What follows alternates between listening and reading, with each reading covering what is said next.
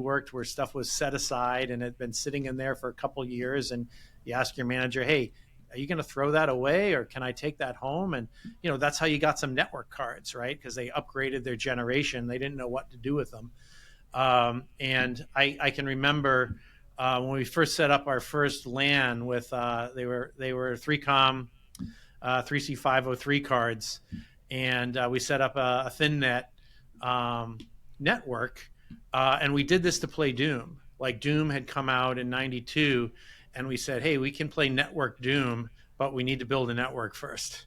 So we were highly motivated to find these cards, figure out which ones were working, get the drivers working, and all this stuff.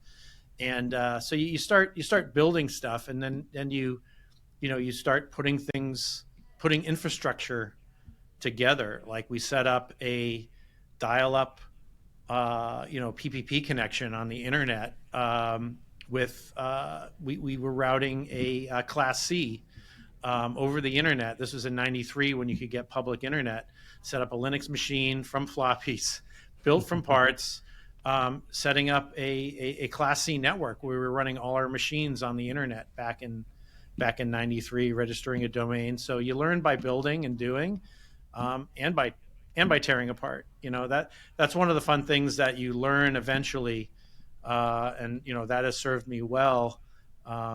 As starting a software company is, security is about reverse engineering and pulling things apart and figuring out how they work, but it's also about building stuff in order to do that in a highly automated way. So you need both skills, I think, to be a good security practitioner.